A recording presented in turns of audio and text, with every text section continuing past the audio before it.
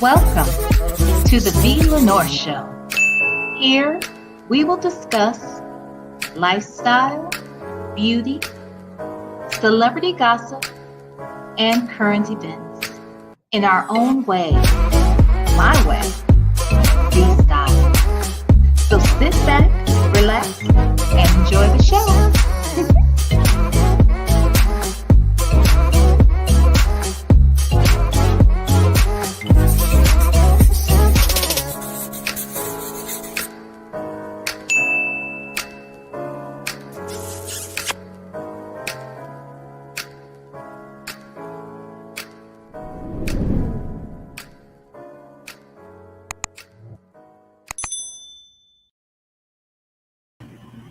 Hi, everybody. Hope everybody is doing great. Happy Hump Day. You guys for joining me. This is such an impromptu live, but there's so much going on that I wanted to talk. I actually had to take the day off today because I was sick most of the day, just really wasn't feeling great. Praise God for YouTube. I mean, it wasn't much going on, but it was helpful sometimes to get me through my days, especially when I'm having a rough time from a health perspective. So you guys, please keep me in your prayers. So I won't be on camera today.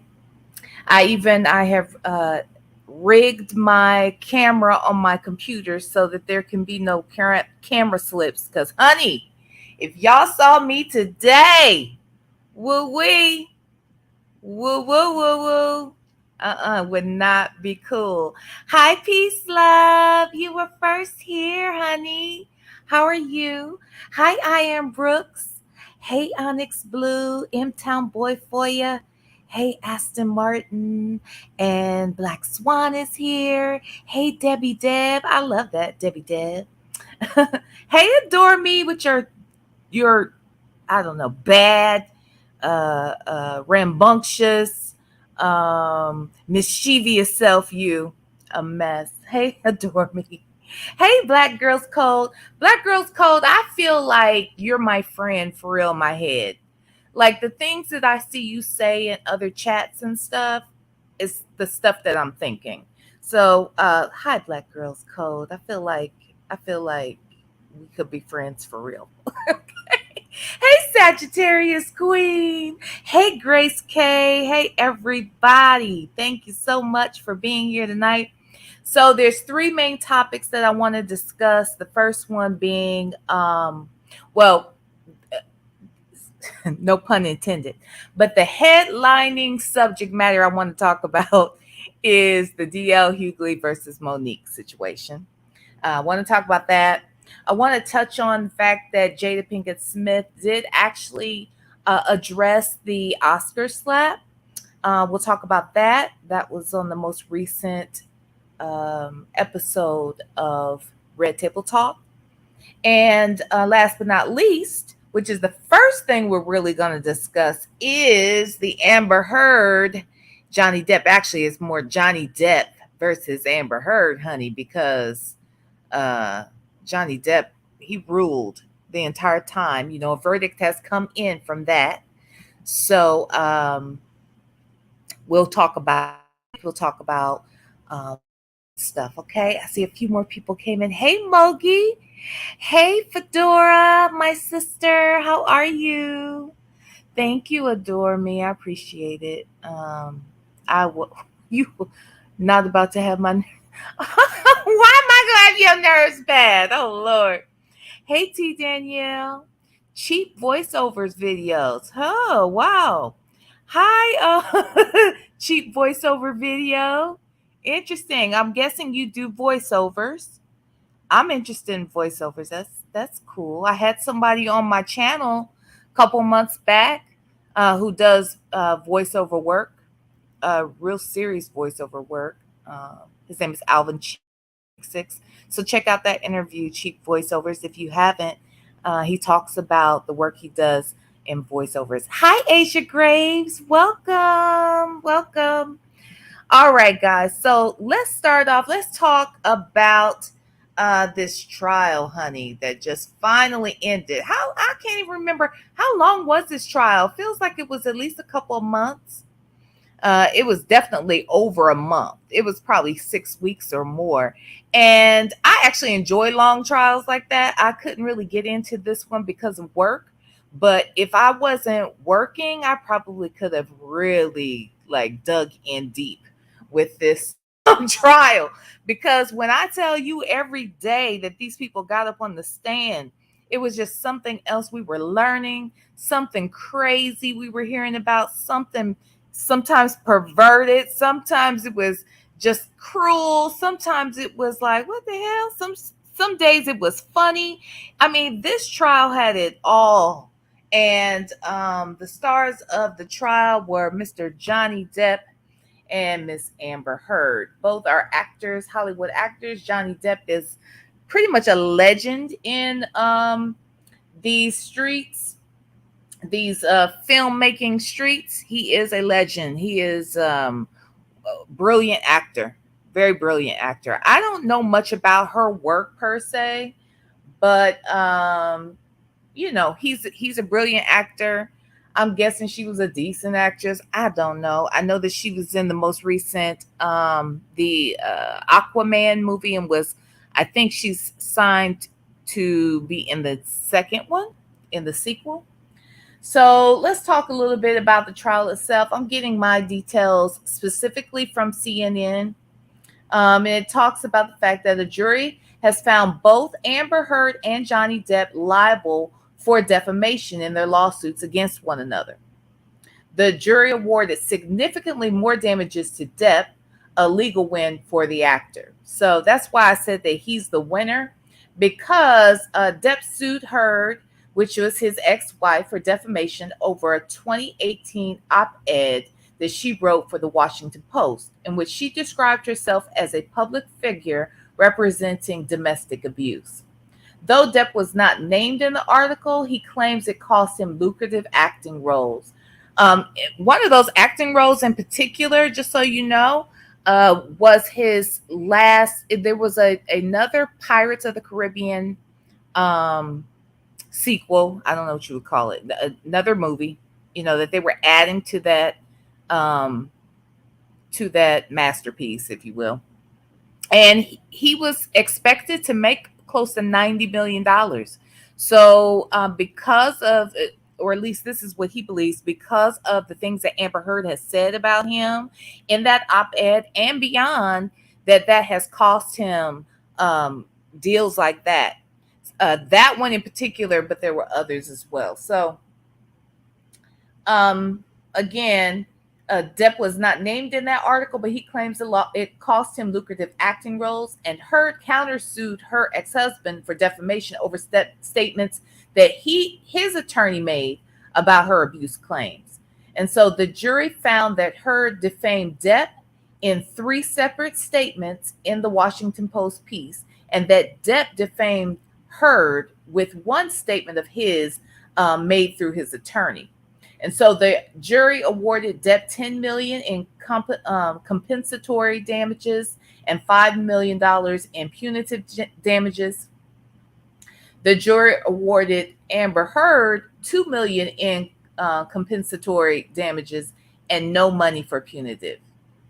Now, initially, Depp had sought $50 million in damages, and she sought $100 million. So neither of them got even close to what they asked for, but still Depp wins significantly.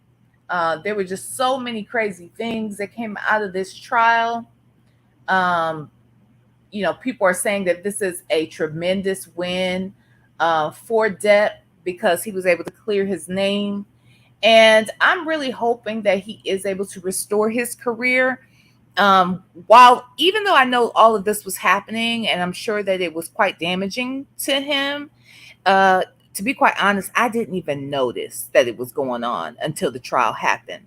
So I say that to say that there are probably a lot of people like me that didn't even know Johnny Depp was being sued, that didn't even know that his ex-wife's comments had somehow cost him jobs. And so with that said, that may be a good thing, because maybe he can jump right back in like nothing ever happened. Now I'm sure that may be something that he can surpass with the audience, with the public in general. I'm hoping that this trial and the things that have come out the trial will also reflect in what he's offered moving forward from producers and things within the industry. So, from a business standpoint, I hope it has the same effect. But it sounds like a lot of people do feel that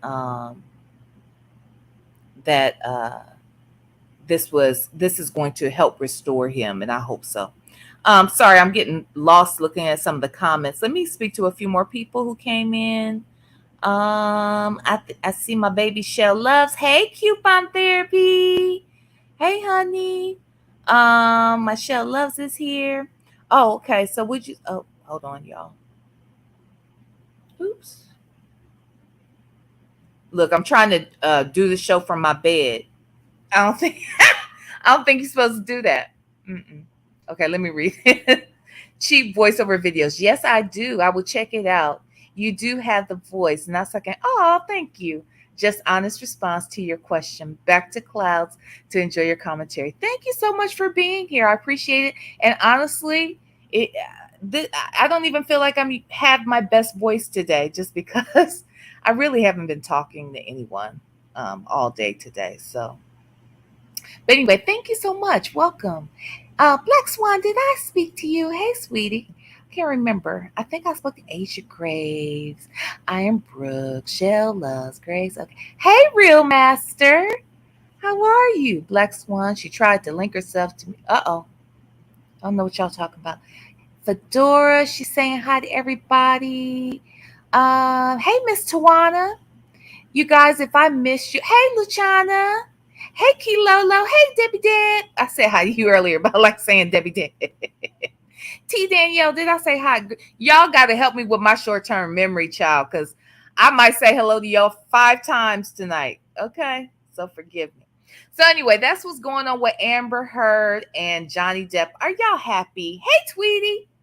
So tell me, hey, sweet vibes. So tell me, put a 1 in the chat if you were rooting for Johnny Depp.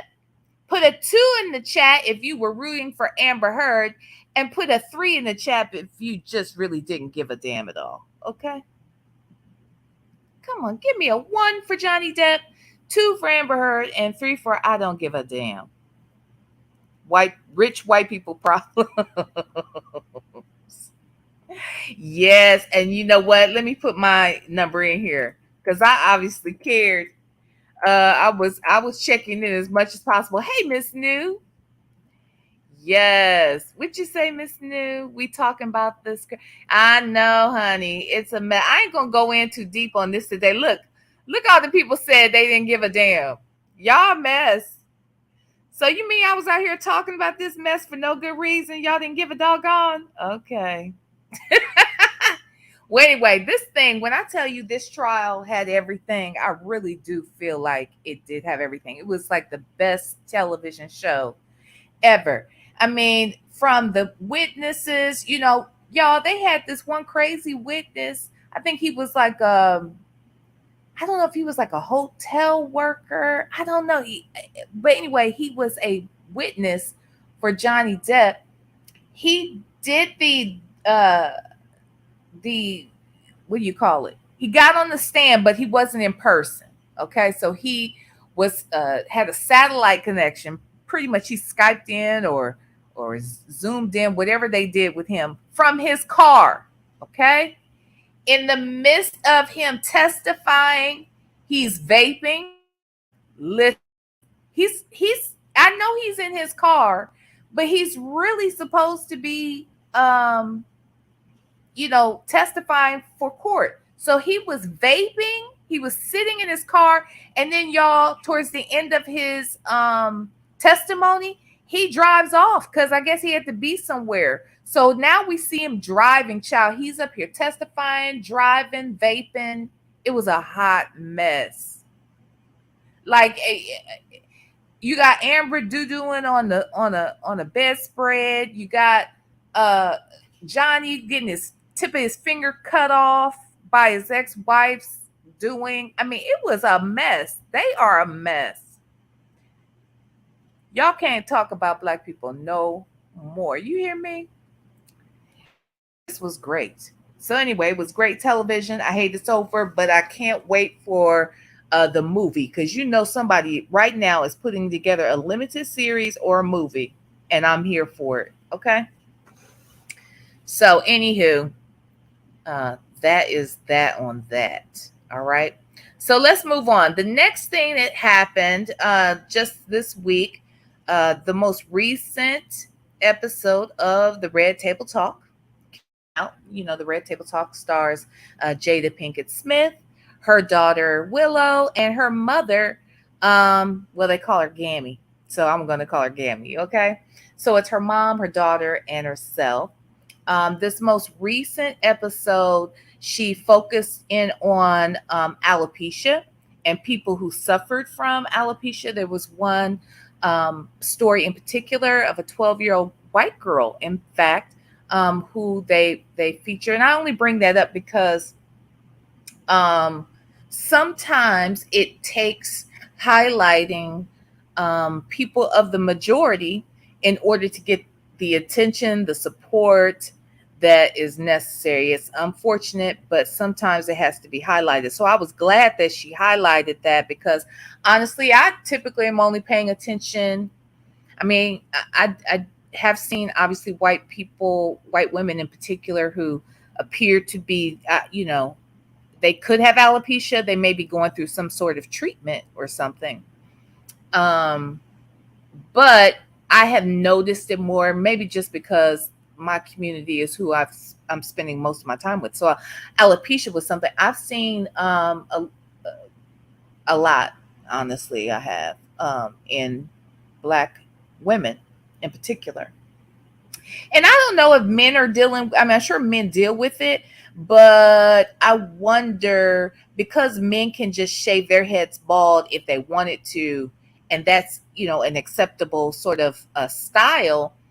Um, no one says anything and may not even know that the person is dealing with alopecia. Maybe the person themselves, the man themselves, doesn't know that they're dealing with alopecia.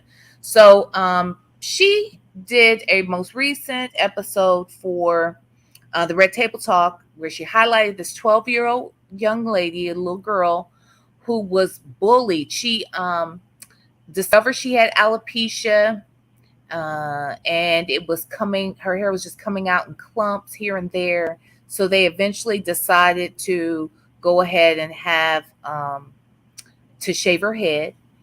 And then they bought her this cute little wig that she really liked. And she was excited to wear her wig. Now, mind you, this is a 12-year-old girl. So what are we talking? Maybe fifth or sixth grade here. And she goes to school, and after a few weeks, her classmates, other students, really start to ridicule her and embarrass her, bully her, to the point where she actually took her own life. A 12-year-old girl. There was a 12-year-old boy too that has also been known to to have done the same thing. This happened during the pandemic, so I want to say about a year ago, and it is really sad. Um, I think that if you look at Jada's head, it's weird how this alopecia thing works. As I mentioned before, a very close friend of mine is battling with alopecia. Never had this problem until the last like 10 years, really. Like, I think she did mention that several years ago, maybe 20 plus years ago, there was something that happened where she's lost hair, but it came back, right? And then fast forward to about, within the last 8 to 10 years, she's been dealing with it a little bit more. So it comes and goes. It shows up differently. It's not always a little circular. A lot of times it is the little, pin dot that spreads out and becomes wider, a wider circle. It does do that. It also can come in the form of a line.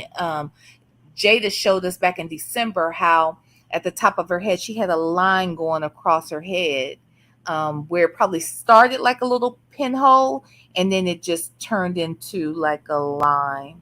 And I was looking actually earlier today, I was looking at some pictures of her head the day of the Oscars, and I want to say leading up to the Oscars at some of the other events. And you do see that line a little bit. You can tell where her hair is growing in. She has that shadow look, which I think is so fly. Like if you can just get like a soft shadow, that's the bomb. If you can pull that off, I love it. And she was trying to grow in her shadow.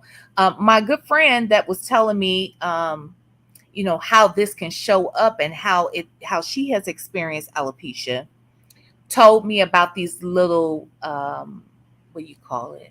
They're like hair follicles that you can sort of sprinkle onto your head, and that she probably that she guessed, my friend guessed that maybe Jada maybe using something like that from time to time, and maybe is using that for the scars that it's creating in her head. um, but yeah, I mean, it's sad because women in particular, our hair is everything. Look, my hair may be short, but my hair is everything. When my hair is not done, I look like a different person. I feel like a different person. Um, I try my best to keep my hair, together, but it's still my crown. As short as it is, it's my crown. It's my look. Jada not having any hair at all, that is her choice. That is her crown, and she is wearing the hell out of it. I love it on her, to be quite honest. She looks gorgeous. I'm sure it's still difficult because when you're making these choices, when circumstances make the choice for you, it's much different than when you make the choice for yourself, right? So I'm sure that she has had very difficult moments dealing with this. I know that my good girlfriend has had them, and we were in the middle of a pandemic, weren't really going anywhere. But she doesn't want to deal with that at home and looking at it for herself. I'm sure that's hard when she has those episodes. And then there are other treatments that they have for it, but long story short, I'm sure she gets the best of the best treatments, dermatologists, whoever it is that she has to see. And I just wish her well. Now, let me say this too.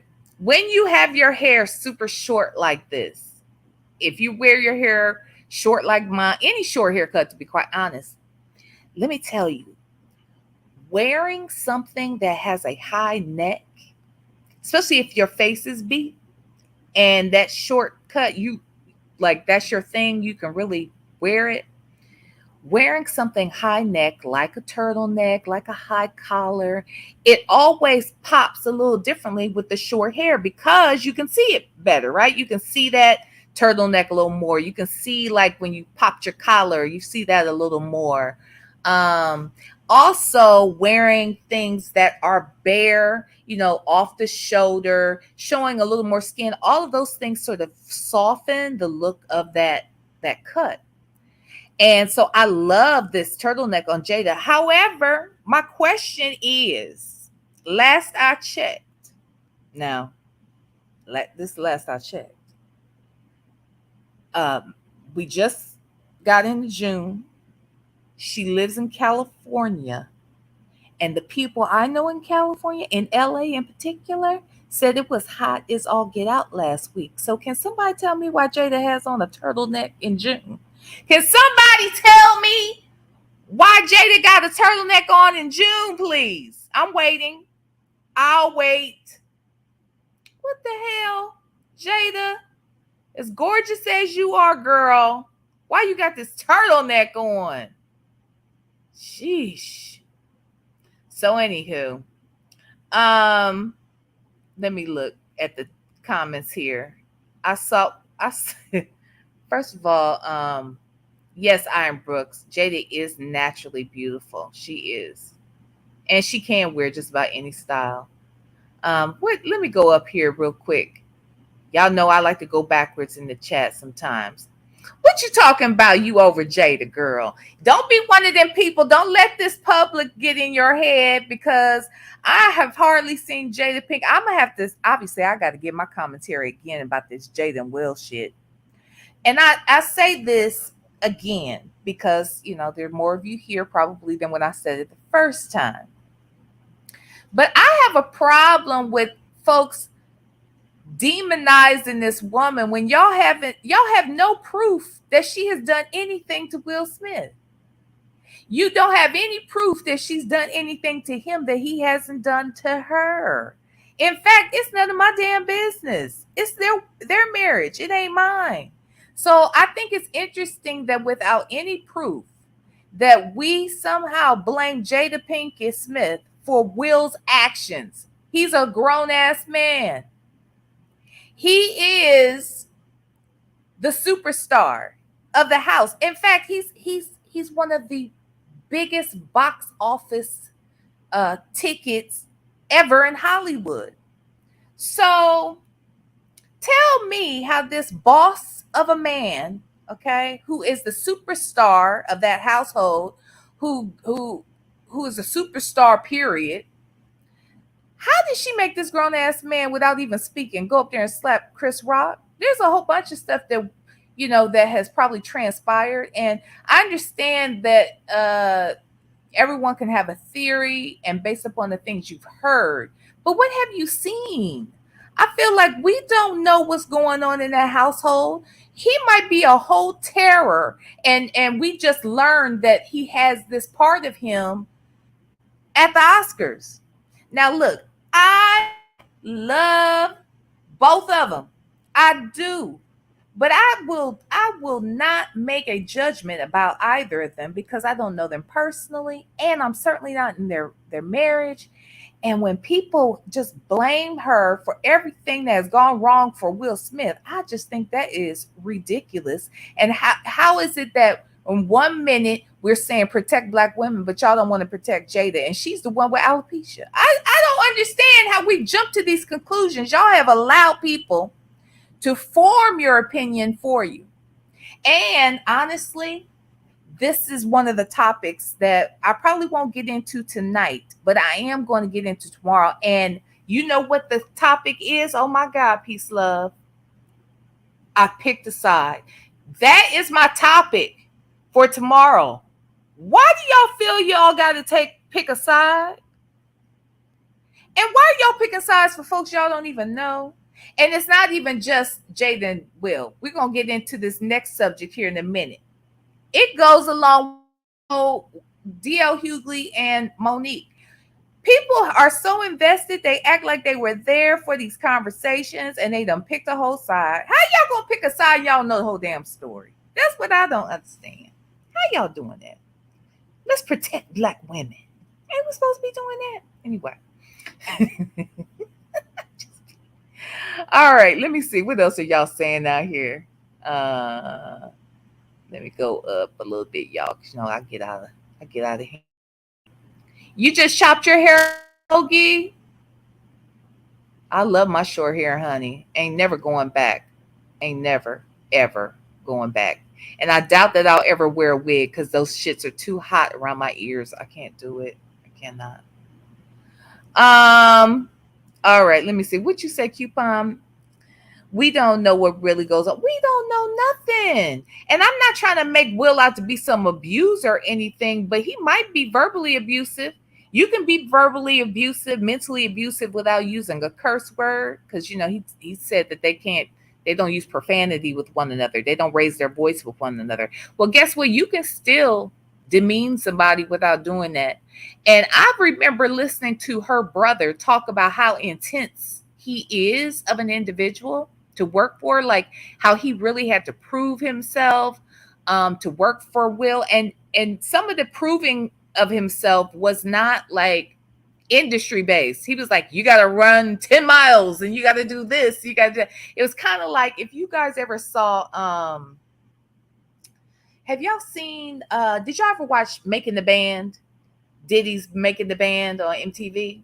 And I remember Diddy made those people walk to Junior's cheesecake place. And I guess the walk was like super far. And that was supposed to prove their discipline, I guess. I don't like those types of games, but there are people that do that in real life. And I worked for somebody who was similar to that, not quite that extreme, but he was extreme. And I just wonder if Will isn't like that at the crib. We don't know. Shoot. We don't know these people. What you say?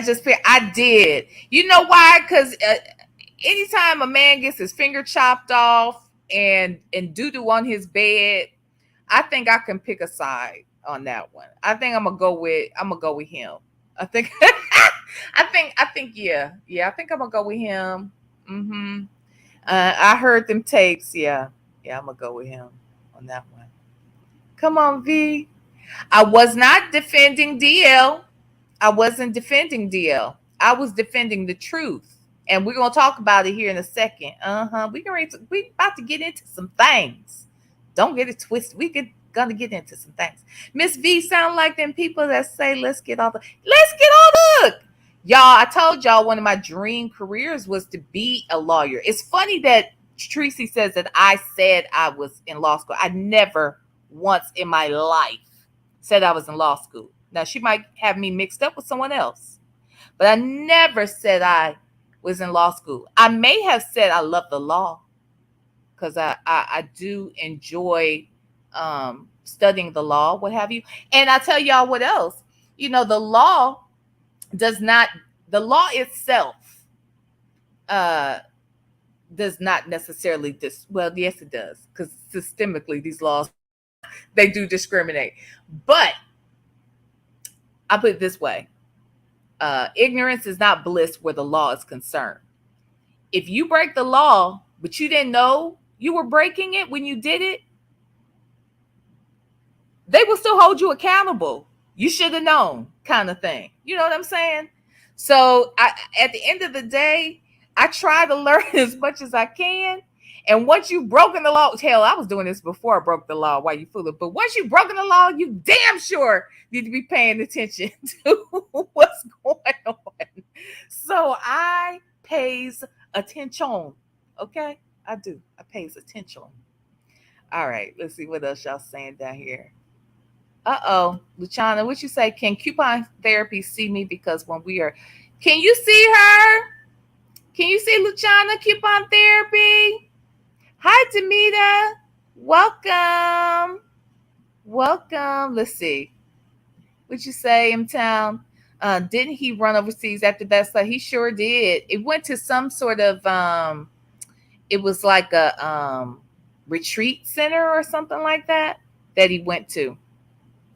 And then I think it was like a retreat / spa kind of thing. And I think he went and saw some gurus and, all that good stuff. So sure did. He sure did, honey. He got the hell out. He needed to, because whatever was going on that got control of him in the middle of the Oscars, the biggest moment of his life. Wow. Yeah, you need to regroup at that point. All right, so now let's get into this next subject, okay? Hi, Firefly. Hey, Cass Will. Did I say hi to you? Okay. We're going to talk about, actually, I'm going to have to move. We're going to talk about, I spoiled you. Oh, I'm coming back on camera. I am. And honestly, I think I do better on camera than off camera. It's just that if I didn't do this live tonight, like I kept putting stuff off. But I'll be back on camera. Thank you, sweetheart, for saying that. I think Peace Love is so gorgeous, to be quite honest. I think she's beautiful and smart and sweet. I love my Peace Love. Okay. All right, y'all. So here's the deal. We are going to talk about the fact that DL responded to Monique.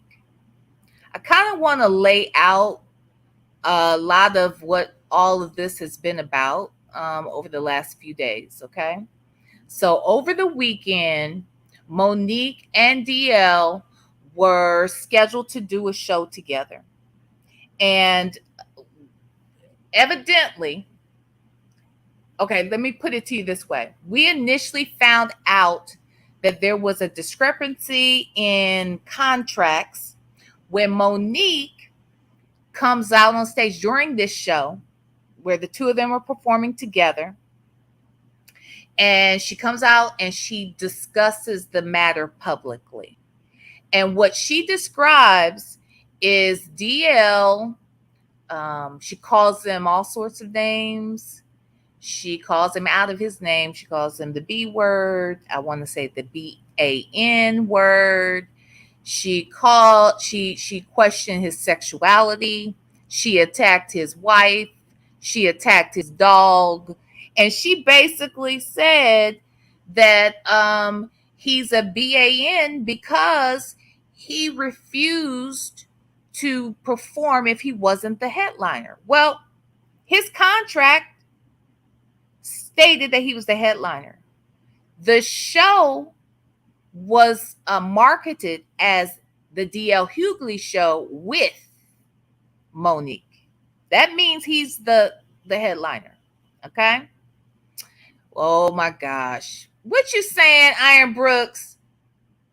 Yes, she did. She did attack his wife, his dog, and his sexuality. What part did I lie about? So here's what I will tell you about contracts. Peace, love. You are a marketing person, and I bet you have had to hire people for things. I'm guessing. And correct me if I'm wrong, but I'll tell you this. I have been an itsy bitsy teeny weeny form of a promoter before. Okay. I would never call myself a promoter per se, but I would do events and I would hire talent for these events. Okay.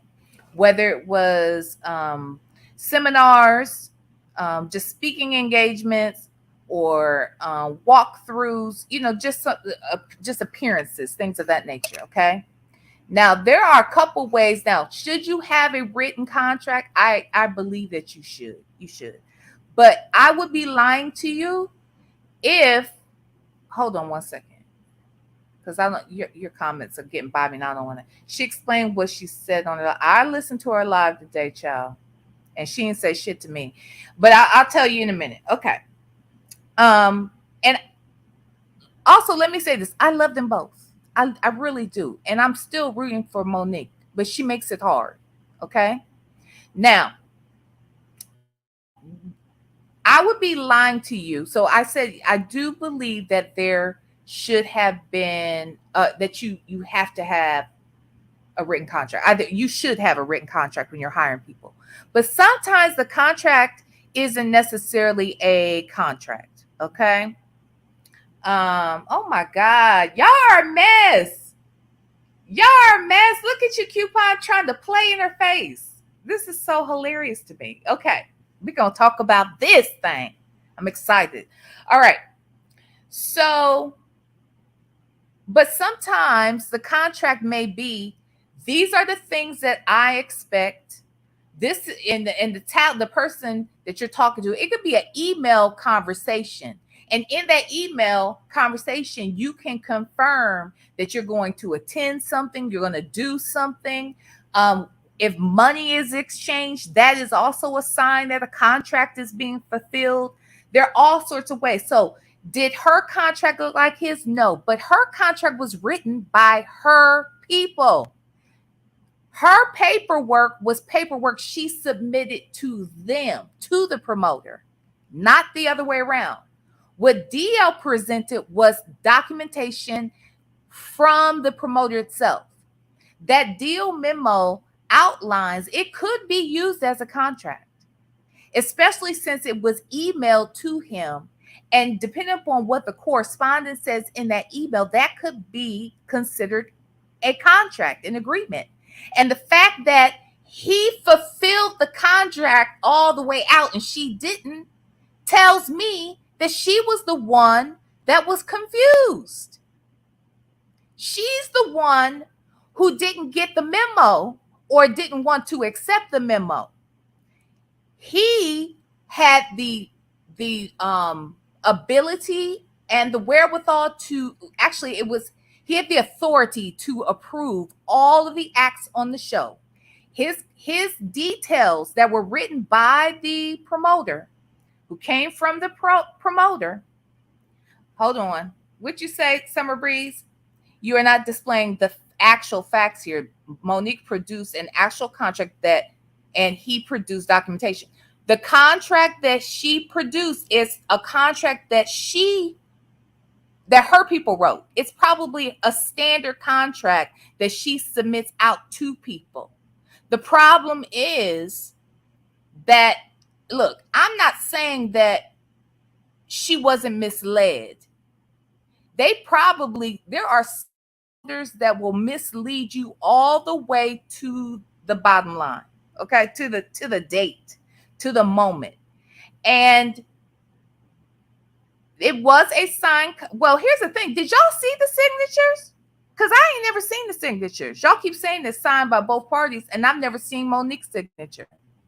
So if someone can show me where that is, I would love to see it. But here's the thing.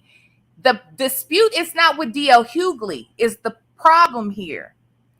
Who signed the contract? If she submitted the contract and the promoter signed it, why isn't she talking to the person who signed that contract and promised her that they were going to deliver on all of the things on her contract? Because what it looks like to me is the mere fact that he headlined, that all the marketing materials had him as the headliner, all of the tickets, all of the flyers, everything had him as the headliner. Okay? She came at the last minute and tried to change the order. And we're going to talk about that too in a minute. How Michelle loves Boo Boo. Where's the promoter? And have the promoter. No, I haven't seen the promoter speak at all. My point is, isn't that who she should be talking to?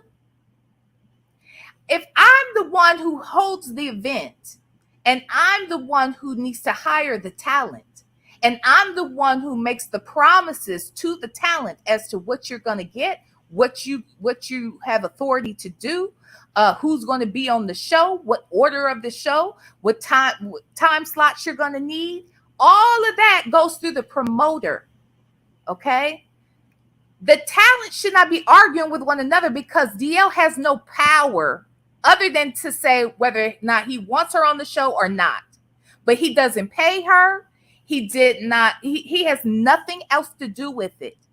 Now, Coupon Therapy has said the other day, well, I know that she didn't just go off for no reason. Well, she told on herself today. She didn't go off for no reason. So let's talk about a couple of things. DL comes out. He shows his deal memo. The deal memo comes from the promoters. The promoters fulfilled everything, and the paperwork matches up with the paperwork that she showed, that she saw when she arrived to the venue that night. Okay, so we know that this paperwork that DL had came from the promoters, and it has it outlined in detail. It also has hers outlined in her contract. The problem is she should have gone to the promoters.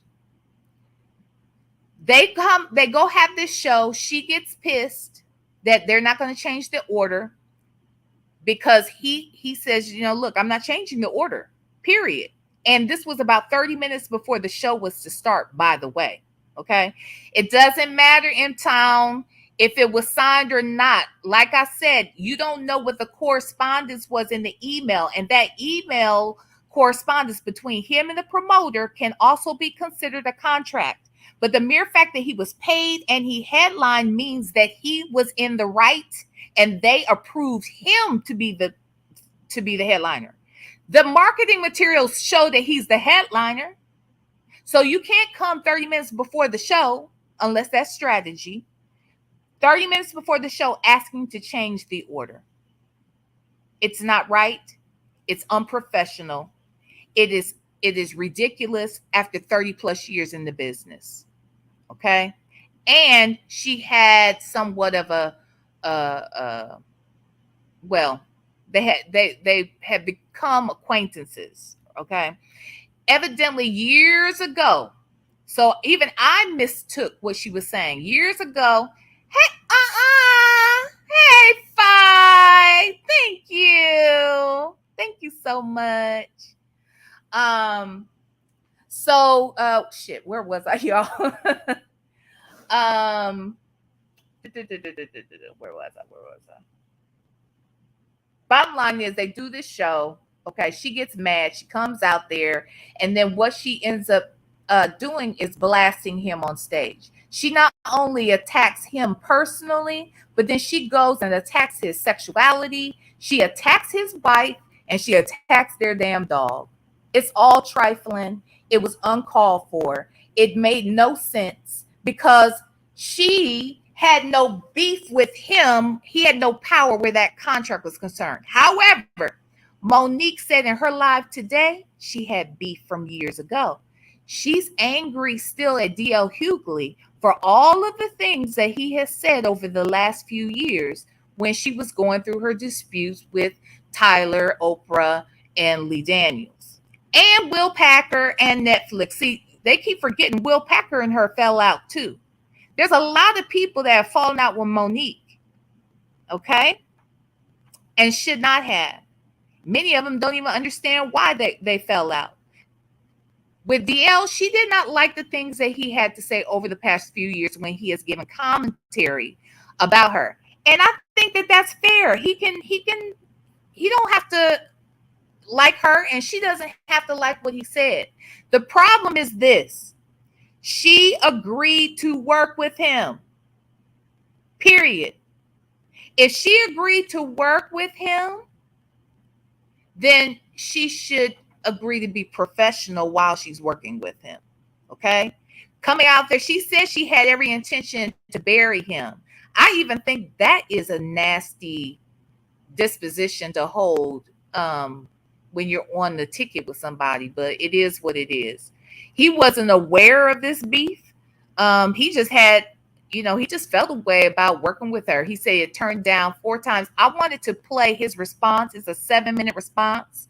And I'd love to actually kind of give some commentary while we listen to it. So if you guys are okay with that, are you okay? Put a 1 in the chat if you'd like to hear his 7-minute response. Some of y'all are like, I don't like him. I don't want to listen to him.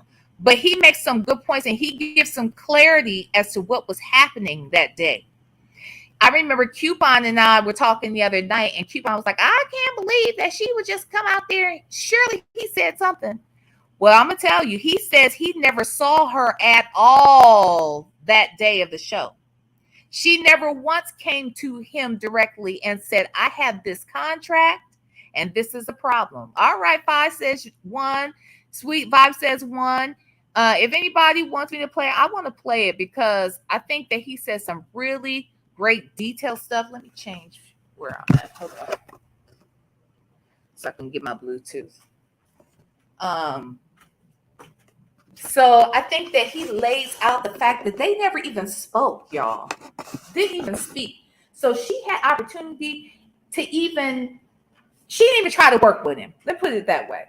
The bottom line is this. When she went live today, I feel like she told everything we were wondering. She was mad at him, and she wanted to go off, and she wanted a reason to go off. And so that's what she did. She went off. And I'm not saying she doesn't have a right to be mad at the things he said about her and her husband. She can be mad about that, but I don't know that I would agree to work with somebody if I felt so terribly about them. I don't know if I would want to be on the ticket with them. Because if I'm on the ticket with them, I just don't understand.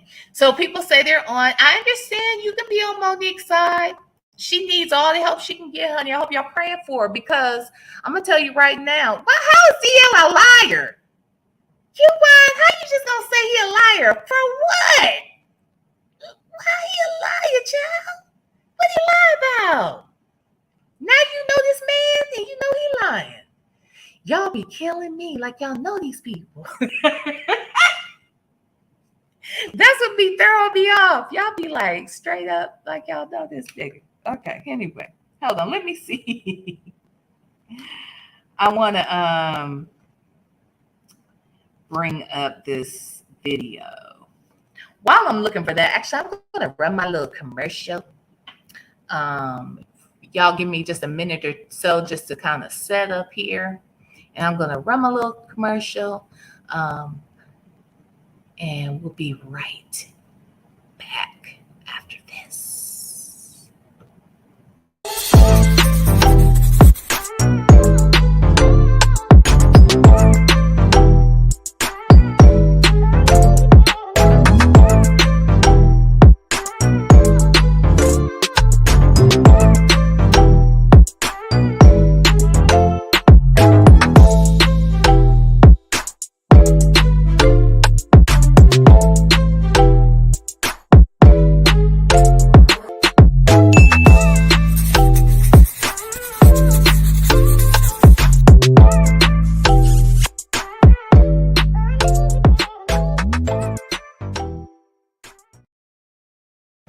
Hey everybody. Okay, so I am going to play the 7-minute response. This is from his radio show.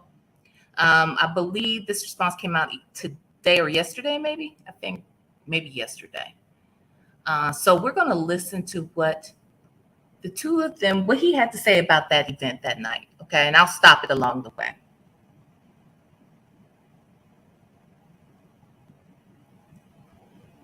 And who I want to work for, okay. I want to work with. I don't work because that is a very precious place to me.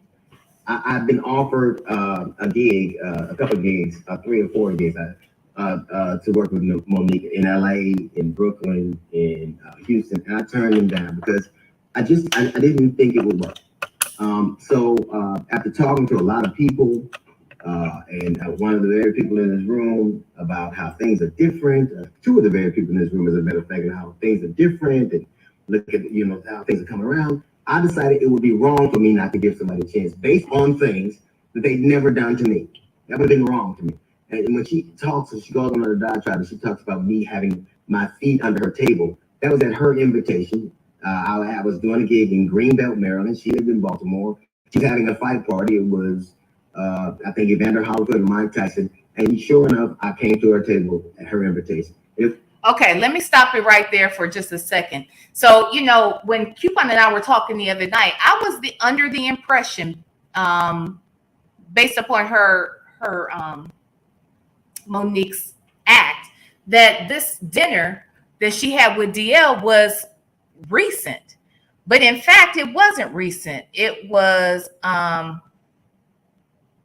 Wait, hold on. What? I didn't say Monique was lying. Did I? What did I say she lied about? I don't believe that Monique's lying. I don't think she's lying. But what I was going to say is when I talked to Coupon about this the other night, I was under the impression that this dinner took place like recently, like after all the comments, and that they had this dinner to smooth things over. But no, they had this dinner in the 90s, y'all. I remember specifically both fights when Evander Holyfield and Mike Tyson fought. Okay, this is in the 90s. So she brought that up. He's been to her table and sat under her table. But obviously they don't have a close friendship.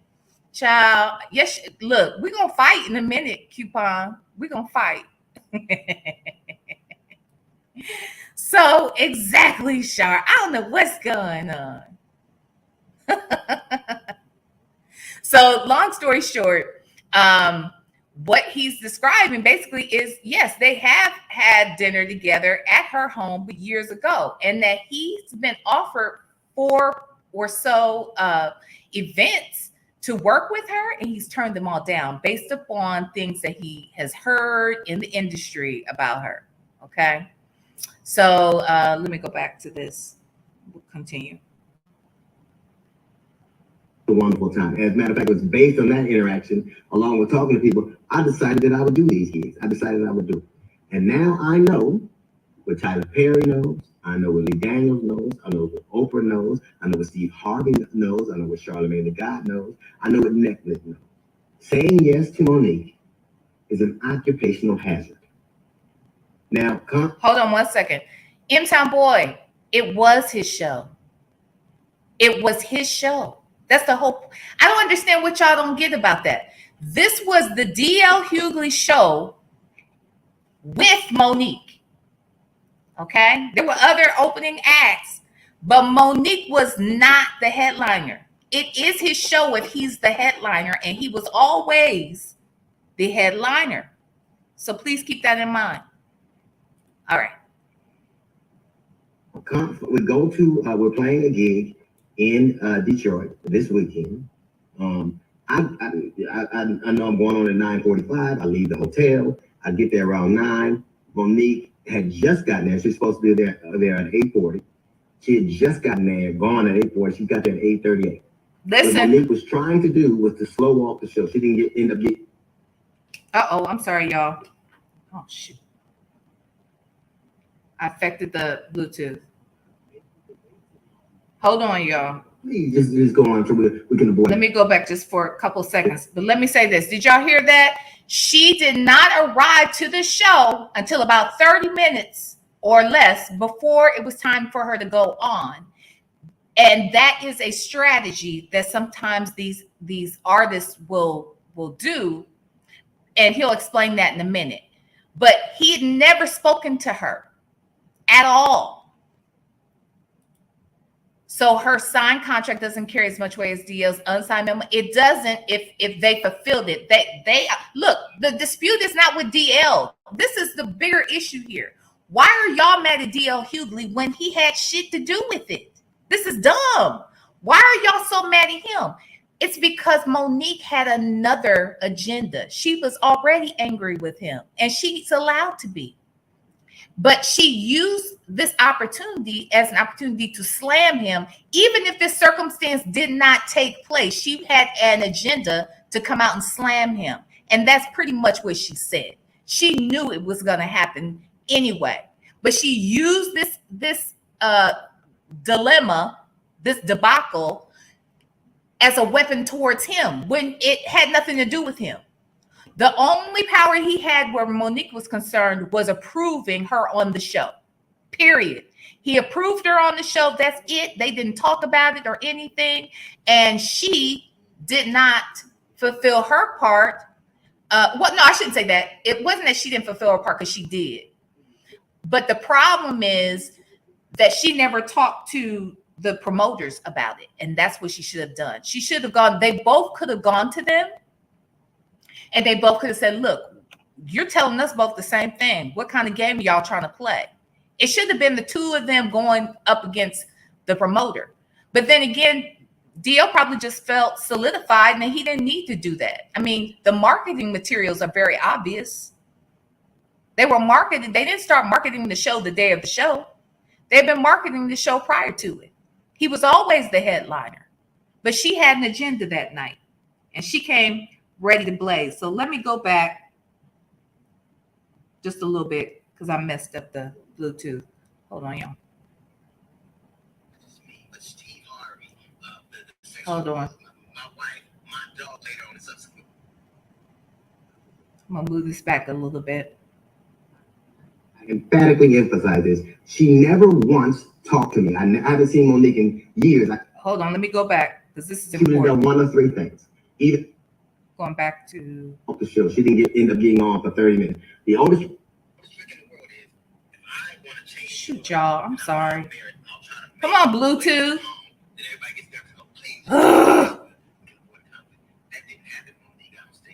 Hold on, y'all. Monique actually felt like she had merit. She would have done. Got there, how come it's not working, y'all? Hold on. Okay, here we go. Order, and I don't have merit. I'll try to make people wait so long that everybody gets nervous and go, please just go on so we can avoid a conflict. That didn't happen. Monique got on stage. Monique actually felt like she had merit. She would have done one of three things. Either she would have took it up with the promoter, and she did, and the promoter said, we're going on, and whether you're going or not, that's a different thing. You would have not done it, but she knew she had to get on stage, or she would have been in breach of contract, or she would have come to talk to me. She didn't ever, and I emphatically emphasize this. She never once talked to me. I haven't seen Monique in years. I didn't see her at the venue before, after, or during. I haven't spoken or seen Monique. Okay, so let's stop right there. If he hasn't spoken or seen Monique in years, and they were both at the same show, the same night, and she had this huge problem, but she came out on stage and said what he wasn't going to do, as if he's wrong. You know, in time, boy, the other day when I was giving scenarios, and remember, or was it you or Kareem? I believe it was you. And I was saying, look, let's say, you know, we both work at this place. I missed a couple of things in this whole, in my scenario that I presented. Let's say you and I work at the same place, and there's only one shift available that night when we get there. Okay, we both show up. Now, what they tell us is, look, we only have one manager, because we're managers, all right? We've been working here for 30 years. We've been doing this work for 30 plus years. So we're both managers. In fact, we're probably directors or VPs at this point in our careers, okay? And we get to our job site, and they say, well, we only have one slot. You both were scheduled today, but there's only one slot that pays you at the level that you deserve and that you're supposed to have, and gives you the all the privileges associated. And then if the person that doesn't get this slot, we're going to have to put you down with the folks that make $15 an hour, and we're going to put you, and you're going to be on the assembly line just tonight. How many of you would take that position? Like, would you not say, I don't make $15 an hour, I make $30 an hour. And why should I go and make this? And I know who I am. I know what I've earned. I think both of them are headliners. Both of them have the right to expect to be headliners. But the problem is, this is his show that he allowed her to be a part of. And his deal memo that came from the promoter, who outlines all of the specifics from a contract. That's what the deal memo does. It highlights all the major points. And that deal memo specifically said that he gets to choose the acts, that he is the closing person, and he is the highest paid.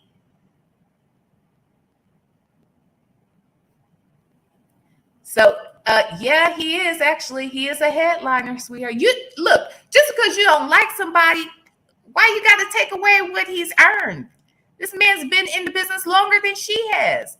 He's been on television as much, if not more, than she has. So how is it, you know, can we like put aside what we like and don't like, and then just go for what's factual? Because I think that's the problem here. Is that still a good analogy? Because neither one of them was getting paid any less. Yes, they were. His contract specifically said that he is the highest paid. So there was a pay differential. Yes, ma'am. His contract specifically said he would be the highest paid, and that he's the last to go on. The contract says it. So if that's what it says, I think that is a good analogy, isn't it? Yes, I agree.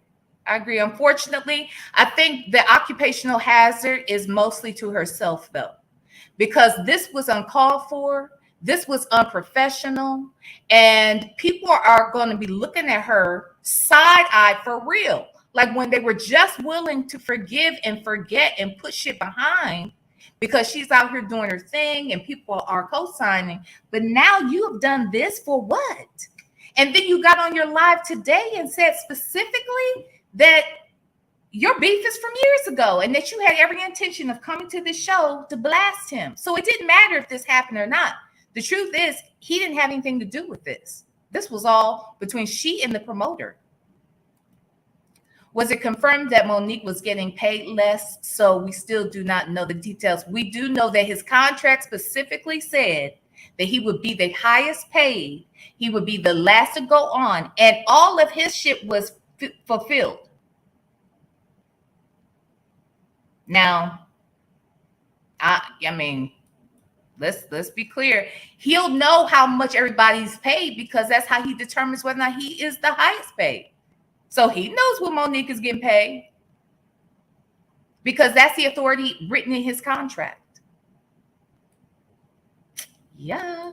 His contract is the deal memo. I'm going to say this. This is my third time saying this, okay?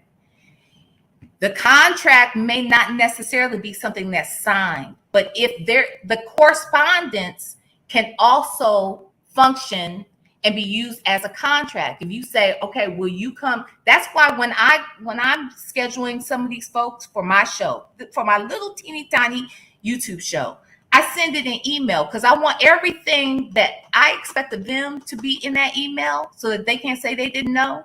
I give them the link. I tell them what time to check in. I tell them the order of events. I tell them the subject matter I'm going to talk about. I ask them about the dates and the times. I follow back up with them.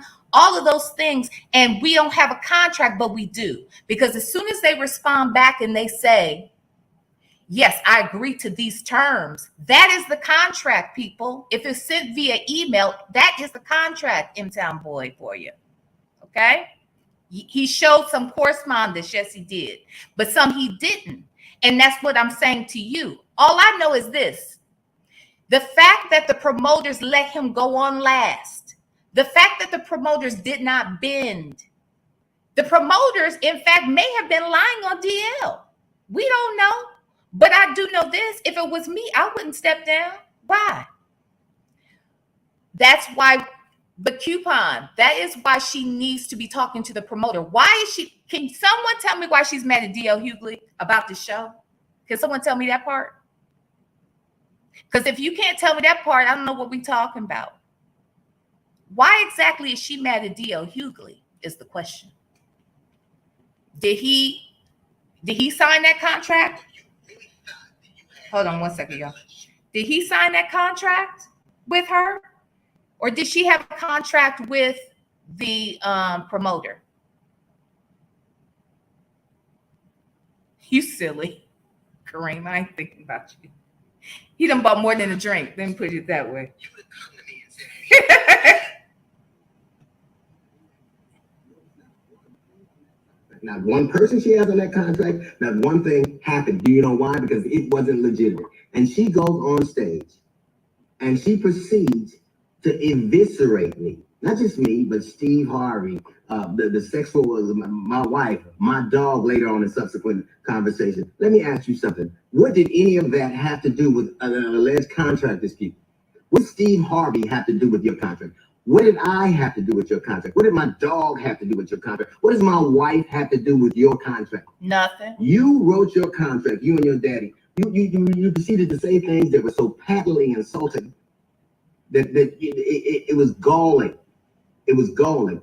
You asked in subsequent conversations why I have a dog, a support dog. What kind of person has a support dog? Oh my God. I have that dog because my father died. My children and family decided they would get a dog from where he was from, and I named the dog after my father. I don't have a dog. Uh-oh. Keep people away from me. I have a dog, so I have my father with me all the time. Hold on, y'all. I don't know why. Hold on. You proceeded to assault my sexuality. You had the temerity to assault someone's sexuality. A man's.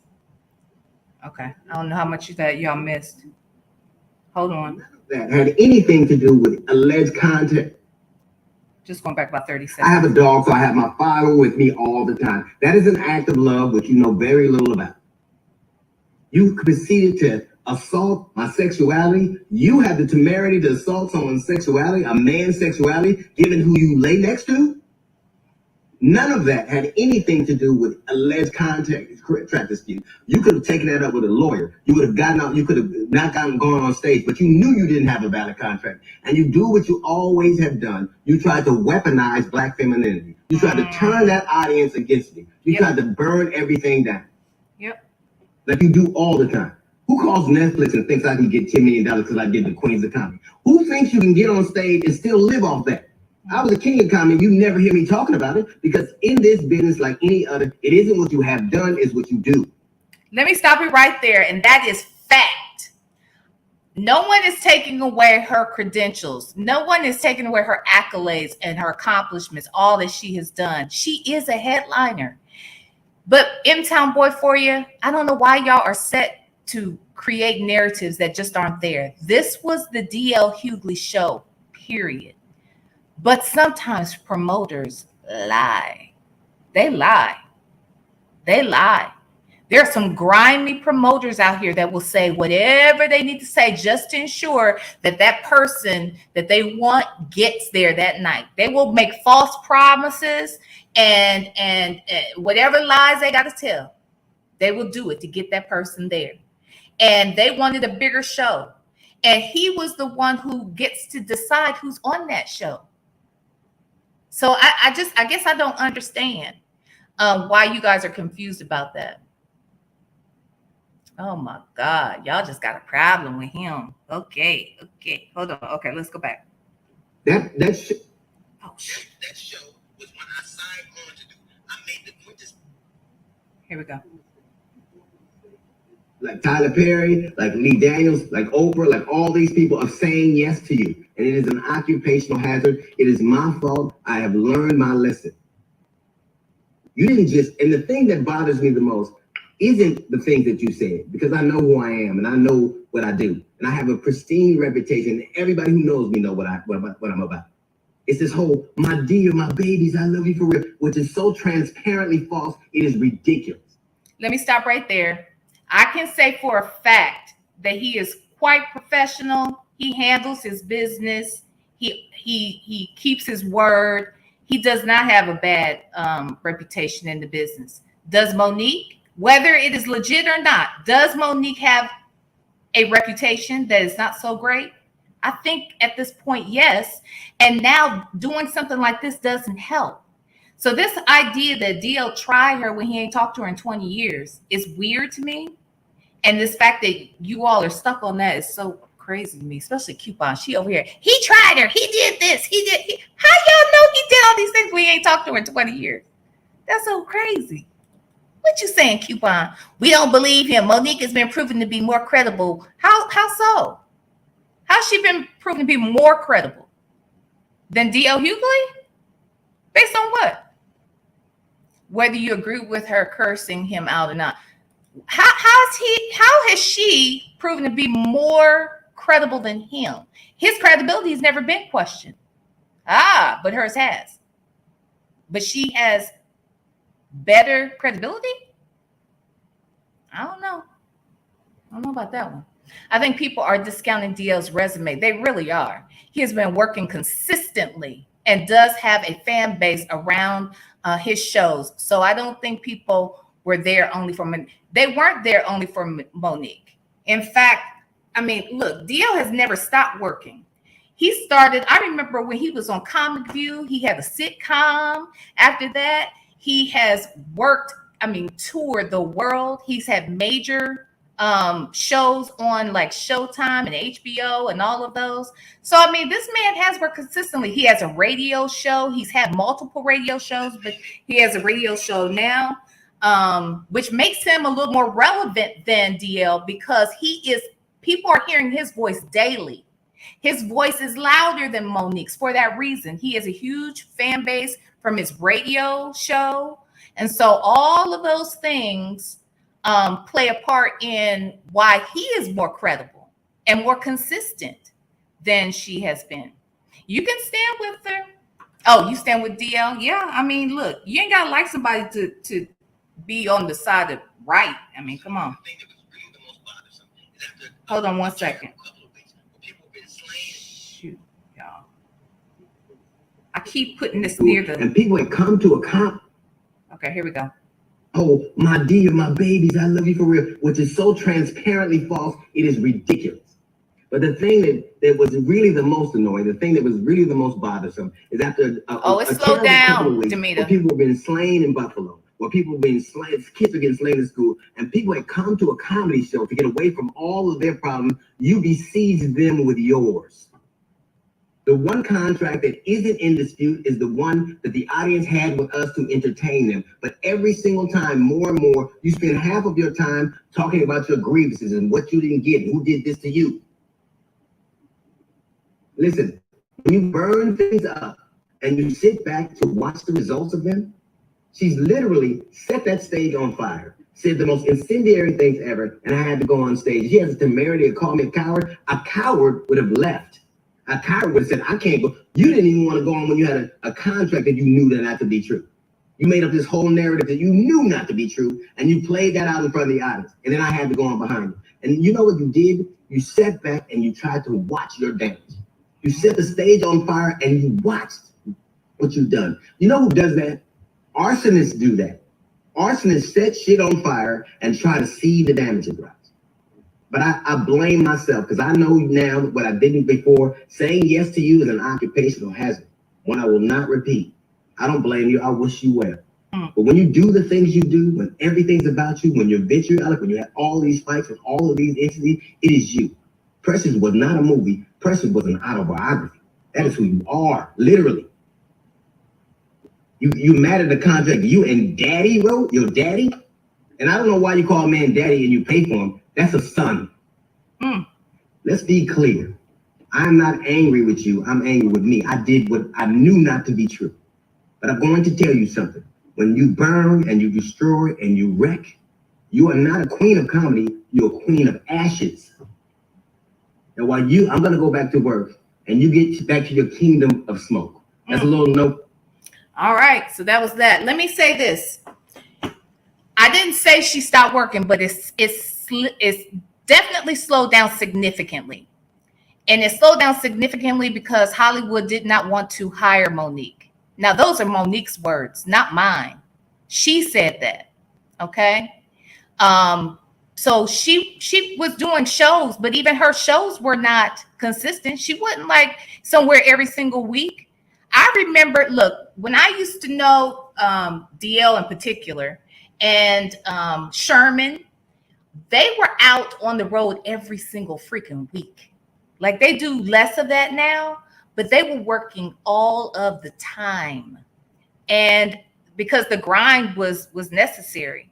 Over the last few years, Monique has done some of her shows, but they haven't been as consistent as they used to be for her. And partially because, well, you know, it might have something to do with reputation, but some of it too has to do with the fact that now she's a huge name. She's an Oscar winner. So some folks are not necessarily, you know, while you would think they would be jumping to get her, some promoters slow down for that reason because they don't want to pay as much as she's probably worth. So and then when you don't have the best reputation, it's kind of questionable as to whether or not this person's going to sell out. So it becomes really tricky. The problem here is I think Monique was misled by her management, aka her husband, Daddy.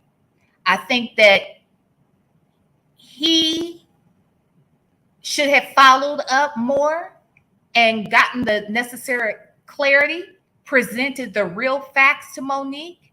But honestly, I think they both knew all along, to be quite honest. Part of me feels like they both knew maybe he didn't mislead her, and together this is their strategy. But M-Town Boy for you, she never showed a run of show. Her contract stated that she was a headliner. She showed the run of show the day of. The run of show that you're talking about was actually DL's receipts, not hers. So at the end of the day, it was always his show. He approved her to be on the show, and she tried to change the show last minute. Now, that's what the facts show. Because at the end of the day, she still didn't headline. She still tried to come for him. And then today, she spoke out and said she was always coming for him that night. She really wanted to eviscerate him. And that's what she set out to do. And it didn't matter about that whole show shit. That was an excuse to drum up the anger so that she could have a justification to come out there and cuss him out. And I think that is childish, to be quite honest. There's nothing professional about it. If you agreed to be on the same show with him, then you should have You should have just sucked it up and moved on, or had the decency to go to him directly and have a discussion with him, which she did not do. So no one can explain that to me. That makes no sense. It makes no sense to me. So what are y'all saying? What y'all saying in here? Okay, M Town Boy for you says go look at. Okay, let me go look. I'm gonna go check it out right now. I'm gonna check it out. Hold on. So she has the Run a Show on there. Hold on. Monique. There she is.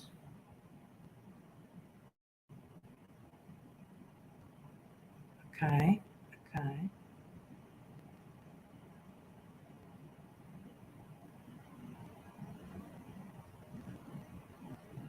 Okay, so they switch. But here's the thing.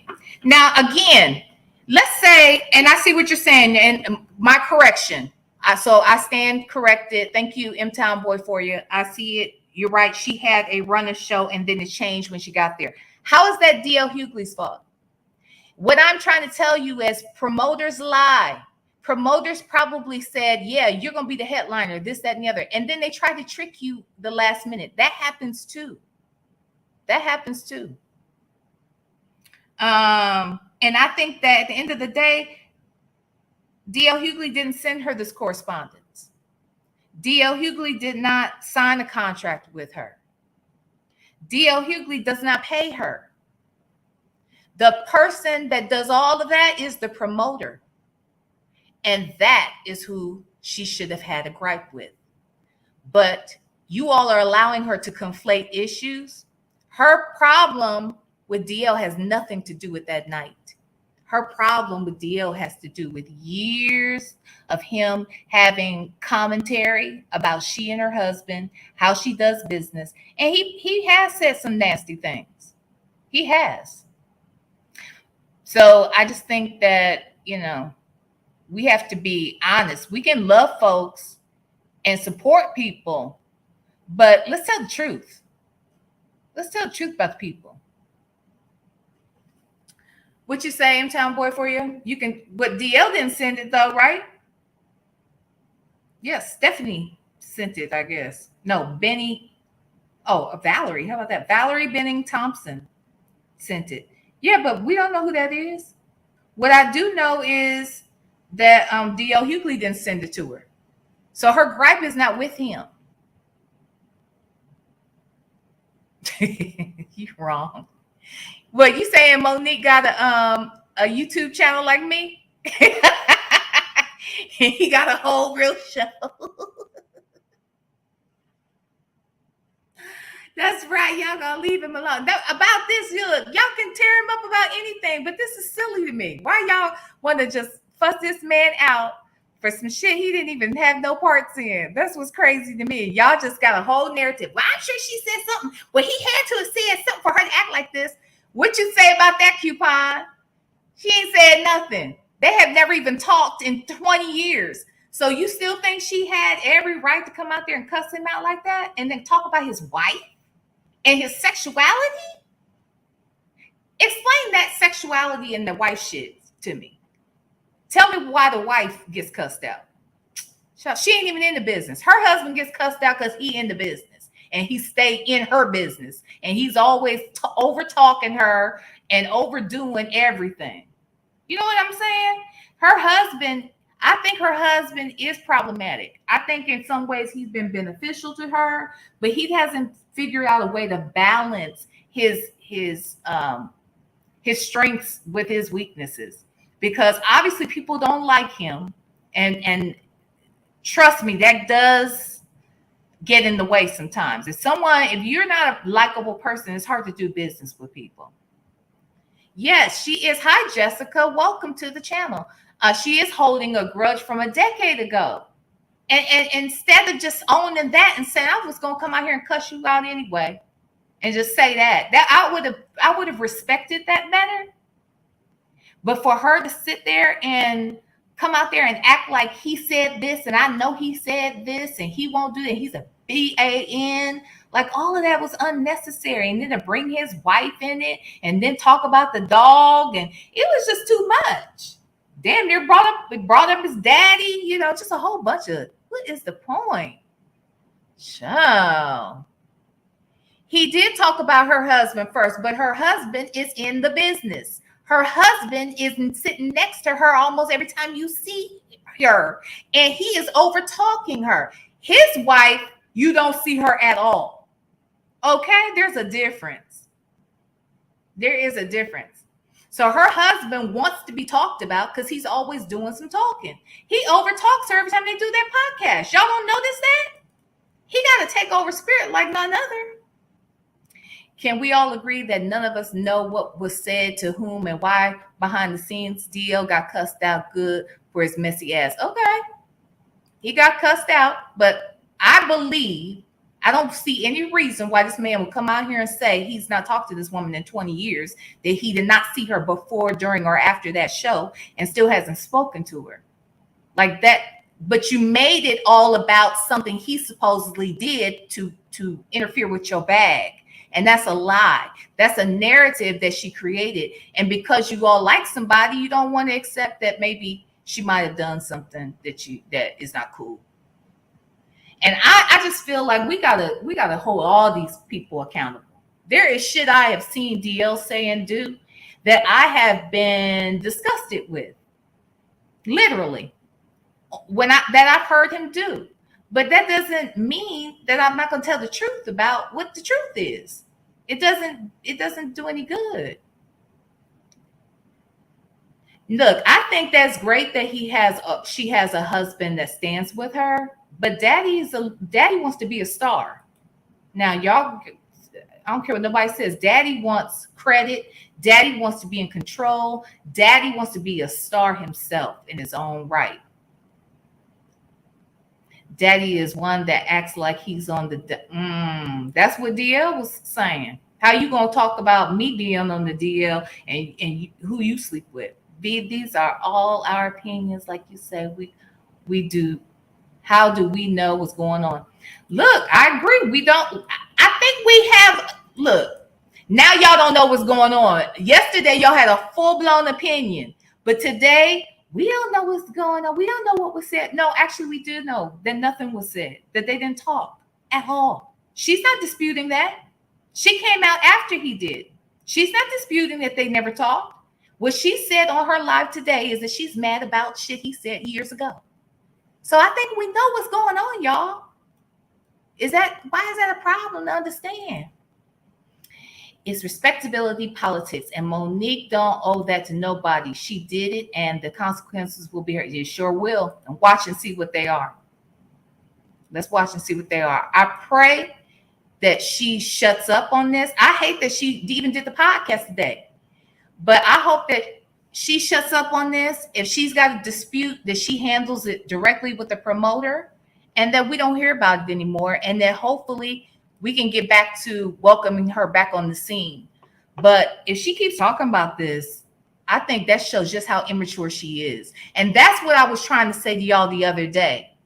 The fact that you all don't know what this woman, what her growing pains are. There is something in her that's insecure.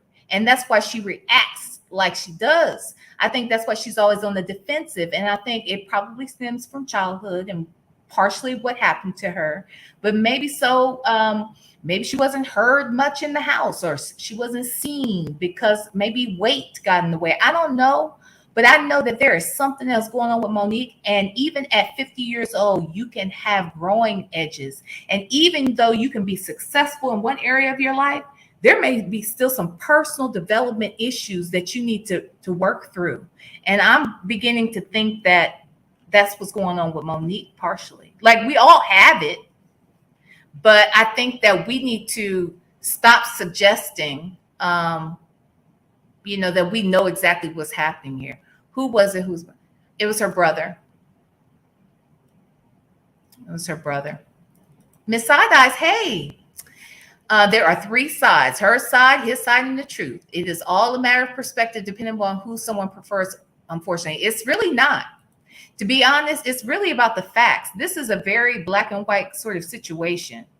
Whoever got the final approval from that promoter and whoever finished off the show the way their contract was stated to them, I think that's the person who's in the right. And the person who was trying to force something different probably had every single right to hold those folks accountable to her contract, because she thought she was the headliner and she should not have gotten there that day and learned something different. But DL is suggesting, I believe he is suggesting that she knew and that she waited until the last minute to get there to put pressure on the promoters, and it didn't work. Now, do I know if that's true or not? I don't know, but that's what he said. That's what he has said, y'all.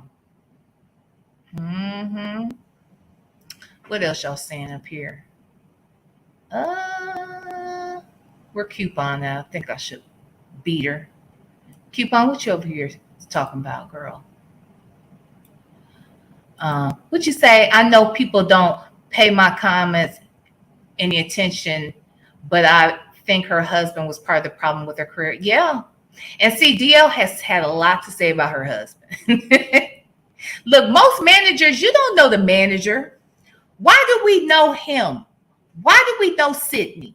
Why do we know everything he thinks and feels and desires to do? Why? What? Do you know who Halle Berry's manager is? She's an Oscar winner. Do you know who her manager is, y'all? Have y'all ever heard him talking? Do you all know who, actually Taraji P. Henson and Halle have the same manager. So I do know who their managers are, but do y'all? Have you ever heard him really talking and doing a lot of interviews? Do y'all know who Denzel's manager is? You don't know, because managers are supposed to be in the backside. They're not supposed to be in the front. We shouldn't know all the shit we know from him, because he shouldn't be running his mouth so much, honestly. He wants to be the star, and that's the problem. Oh, wait a minute, I'll go here. After winning an Oscar, Monique missed the part about the curse. She should look at Halle. Yeah.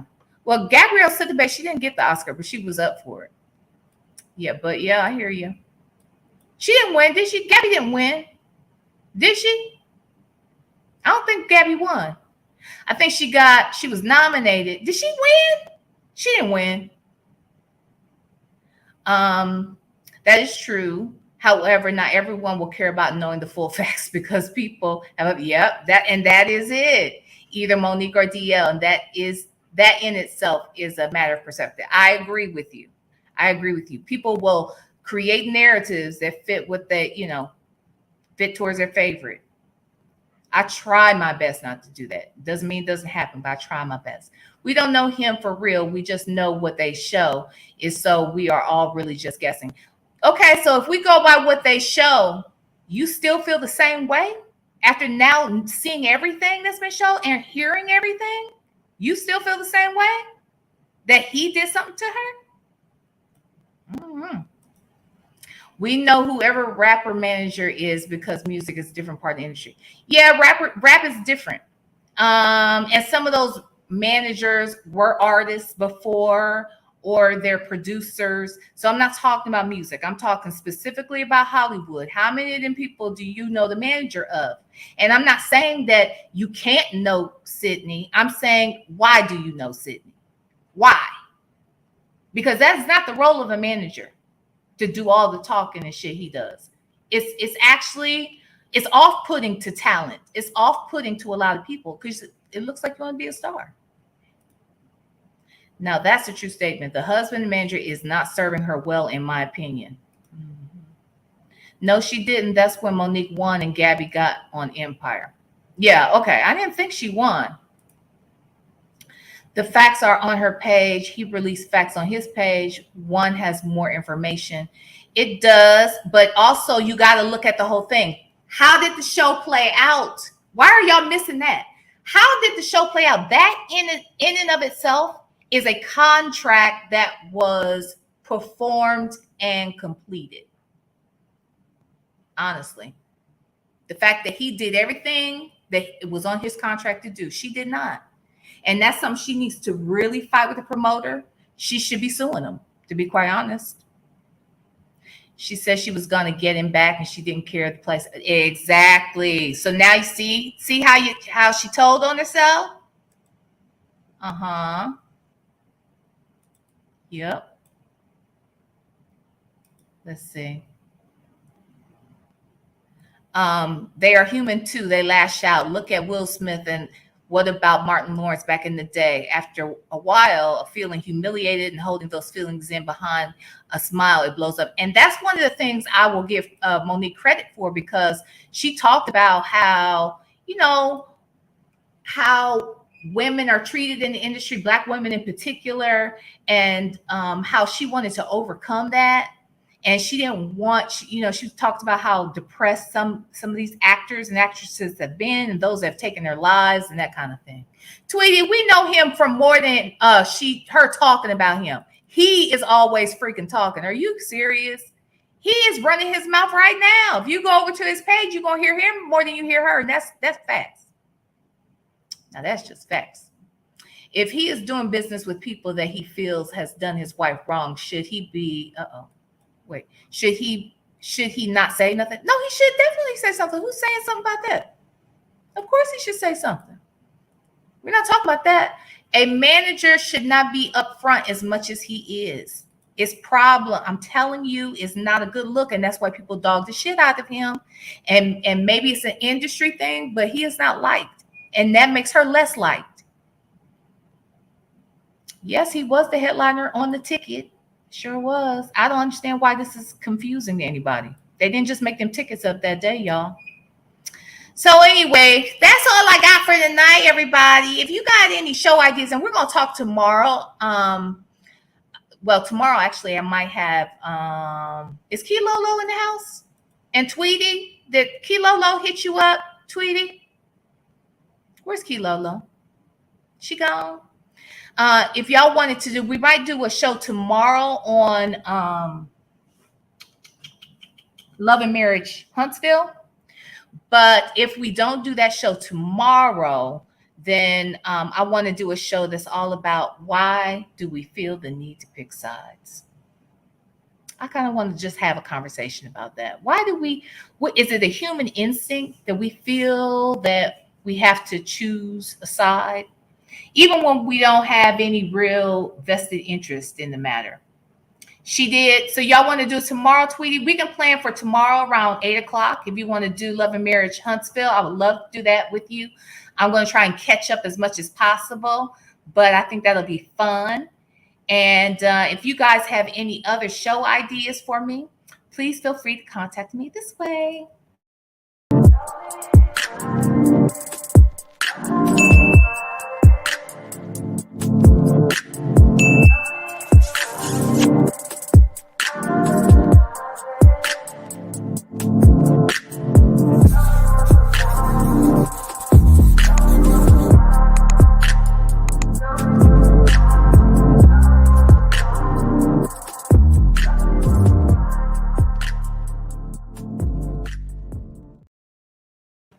Yes, Kareem, we do. And we do need to schedule your interview. I think we should do that next week. And I was actually thinking about that earlier today, in fact. So let's try to let me know a day next week that works for you. I prefer evenings around 7 or 8 p.m. So let me know what works best for you, and we'll go from there. To everybody else, I just want to thank you guys for joining me tonight. And my tummy child is giving me the business, especially these last 20 minutes. But I'm happy that I had a chance to come out here and talk to y'all, and y'all came out here to visit with me. Thank you, Shell Loves and 5A for my super chats. I appreciate you so much, you guys. I really am using this money to go and buy some other equipment, some better equipment. So I appreciate when you do contribute to the channel. All your proceeds go directly towards making a better show.